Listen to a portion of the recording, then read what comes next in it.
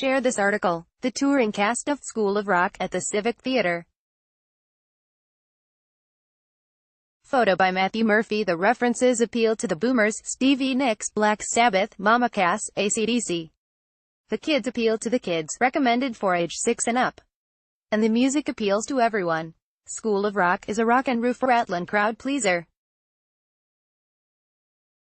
The spontaneous, enthusiastic standing ovation on opening night was well-deserved.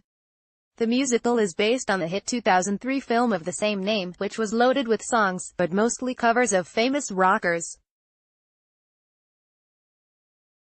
The title tune was written by Sammy James and screenwriter Mike White. The same year the film was released, Andrew Lloyd Webber purchased the rights, and composed 14 new songs for a stage musical, with lyrics by Glenn Slater. The Best of the Bunch, Stick It to the Man, is reprised several times. Lloyd Webber brought in Downton Abbey creator Julian Fellowes to write the book, which hews closely to the original story, whose wacky lead character was originally played by Wildman Jack Black.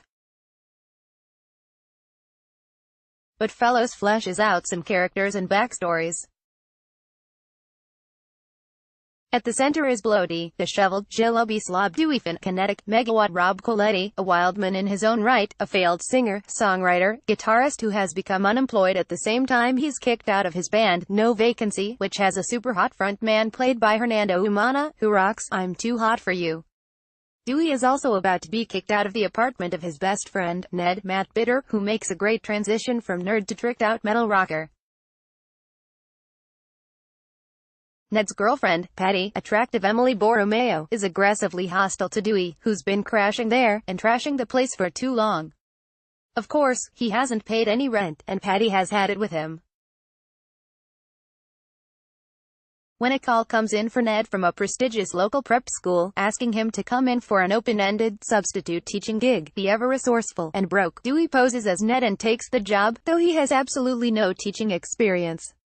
What he finds at Prissy Horace Green are precocious, high-achieving, generally geeky outsider-ish students. But when Dewey sees the unbridled talent of these fourth-grade kids play classical music, which is fantastic, he decides to turn them all into a rock band, called School of Rock.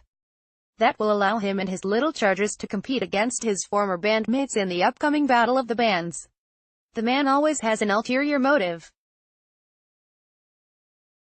We get some background info on the primary musicians in Dewey's young band, all musically mega-talented, with 6th grader Vincent Molden, who plays lead guitarist Zach, as a standout. This is his first theatrical experience. All the unsympathetic parents overstress and overschedule their offspring, without paying much attention to them or their needs and real interests. If only you would listen. Dewey has a few contretemps and a couple of more affirmative interactions with the uptight, stodgy principal, Dexy Dorset Sharp, who can belt and do some coloratura vocal acrobatics. Despite many obstacles, and no actual academic instruction during this period of weeks, the kids learn to rock the band instruments, transitioning to bass guitar from cello, for instance, and they become a cohesive and mutually supportive group, feeling cool for once, and good about themselves. The bossy, goody two-shoes girl, Summer, big-voiced Iara Nemirovsky, who's quite good at copying an attitude, becomes the band's manager. The shy girl, Tamika Greerberg, comes out of her shell.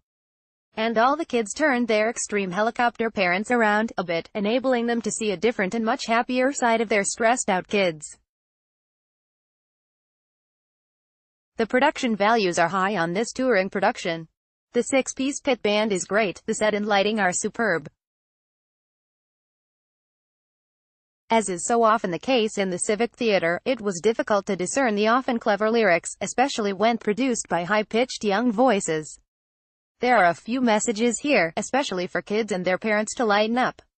But mostly, School of Rock is a high-energy, high-spirited heck of a good time.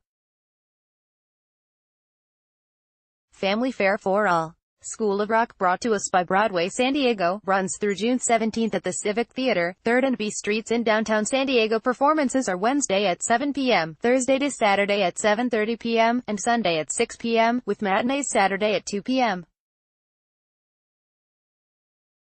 and Sunday at 1 p.m.